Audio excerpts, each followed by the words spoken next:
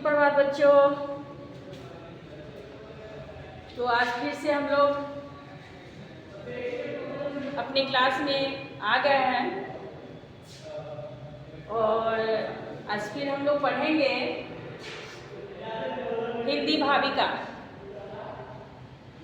कल हिंदी भाविका का पाठ 11 चंदन की सुगंध, इसका कुछ संक्षिप्त कहानी जाने। चूँकि ये हम लोग ऑलरेडी पहले से पढ़ चुके थे क्लास आवर में, तो उसके बारे में जाने।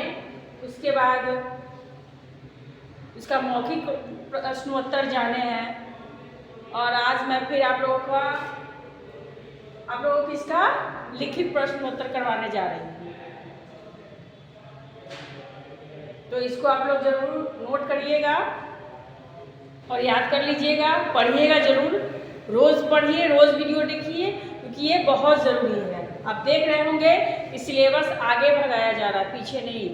बैक रिवीजन नहीं चल रहा है, सिलेबस को आगे किया जा रहा है। इसलिए इसको पढ़िएगा जरूर, नोट जरूर कीजिएगा, ताकि आपकी पढ़ाई पीछे ना रह जाए।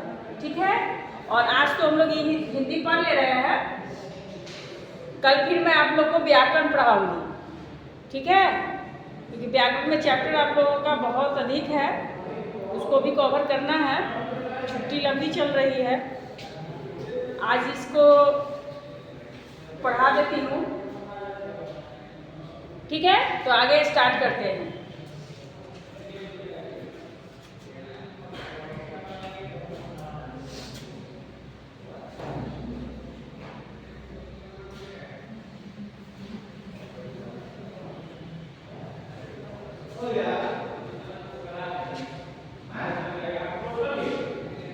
लिखित प्रश्नोत्तर।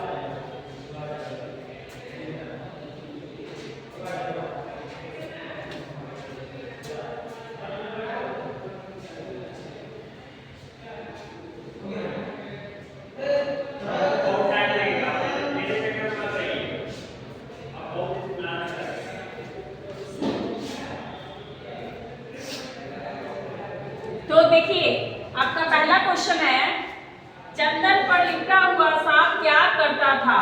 तो आप लोग को पता ही होगा, कहानी के अकॉर्डिंग आप लोग को कल बताई थी मैं कि जो सांप चंदन के पेड़ में लिपटा रहता था और उसके बाद वो क्या करता था? फुफकार मारता था और अपना विष हमेशा छोड़ते रहता था। तो लिखा हुआ है, चंदन पर लिपटा हुआ सांप फुफकार मारता और विष छोड़ता था।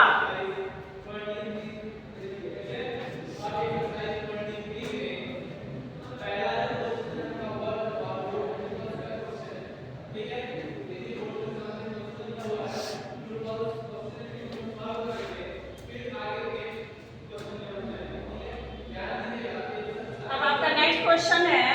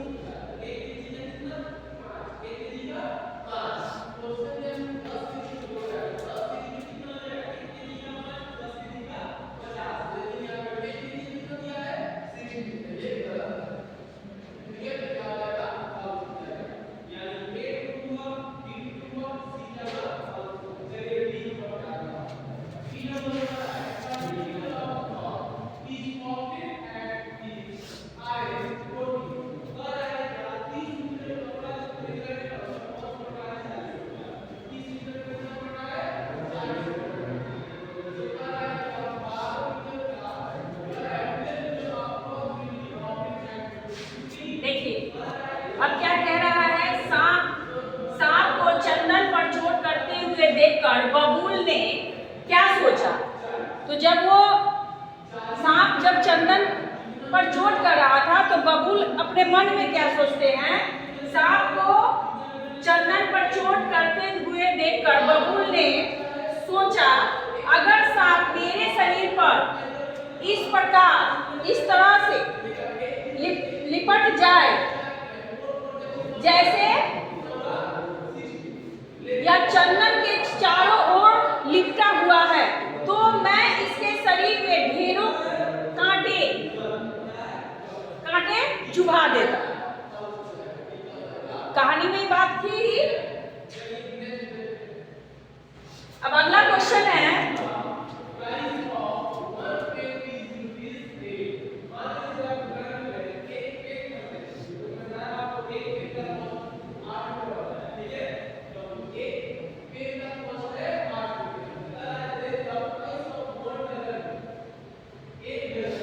बबूल ने चंदन से क्या कहा।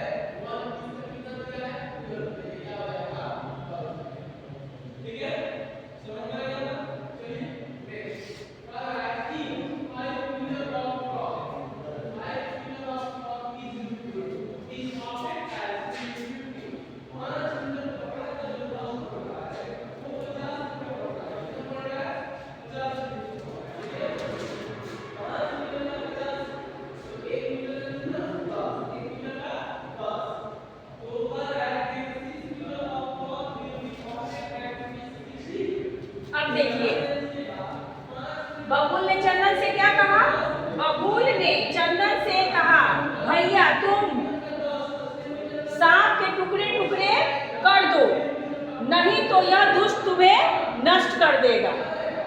क्योंकि चंदन से उनका दर्द, सॉरी, बबूल से चंदन का दर्द देखा नहीं जा रहा था।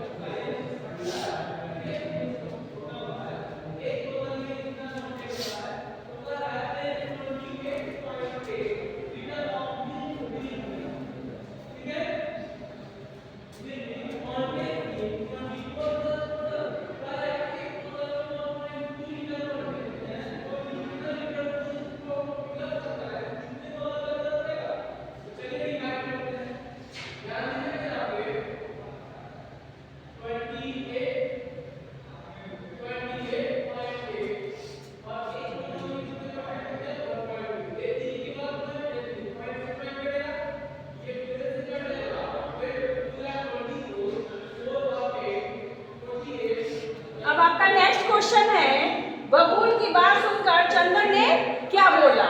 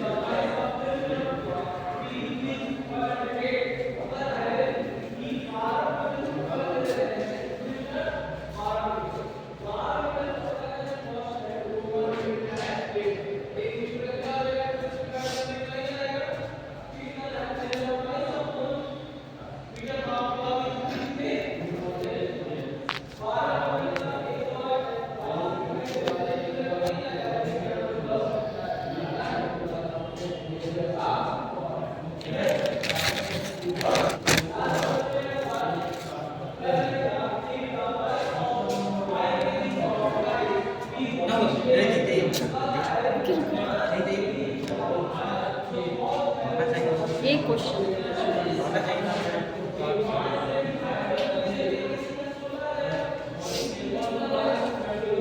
अब देखिए, मैं आपका नेक्स्ट क्वेश्चन यहाँ लिखी थी, बबूल की बात सुनकर चंदन ने क्या बोला। अब इसके हम उत्तर इधर मैं लिख रही हूँ।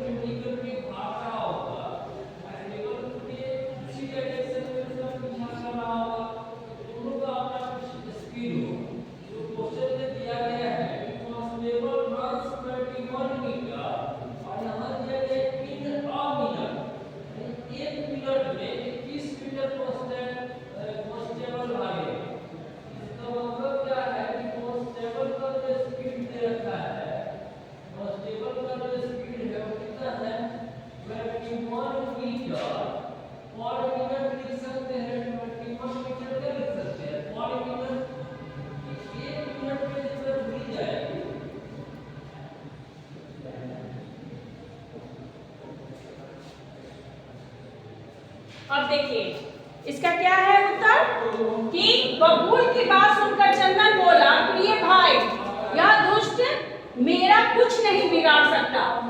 सुगंध बिखरने वालों पर इसका कोई प्रभाव नहीं होता। जैसा कि पिछले कल की क्लास में मैं आपको बताई थी, जो अच्छे व्यक्ति हैं, जो अच्छे लोग हैं, वो किसी भी तरह व्यक्ति के साथ वो बैठ जाए, रह जाए, फिर भी उनके ऊपर उस बुरा बातों का कोई प्रभाव नहीं पड़ता। वो वहाँ पे अपनी अच्छाई को छोड़ के आते हैं, ना कि उनकी बुराई को ले लेते हैं। ठीक है, वही चंदन का भी वही कहना है। इसीलिए इस कहानी से हमें क्या सीख मिली? इस कहानी से यही सीख मिली कि हम अपनी अच्छाई को चुपचाप रहकर ही लोगों में बता देते हैं कि हमारे अंदर क्या अच्छाई है। और जिनकी बुराई होती है वो बहुत ज़्यादा बोलते हैं, बहुत ज़्यादा ये अलग से कुछ करना चाहते हैं या कहते हैं, तो हमें ज़्यादा कुछ करने की ज़रूरत नहीं है। हमें वहाँ पर अपनी अच्छाई को छोड़ना है, बुराई को उसकी नहीं लेना है। ठीक है ना? तो इसी के साथ आज की क्लास मैं यही समाप्त करती हूँ, यहीं पे विराम दे रही हूँ। उसके बाद फिर अगले दिन मिलते हैं अगले क्लास में नए चैप्टर के साथ, नए अध्याय के साथ, नए पाठ के साथ। Okay, bye.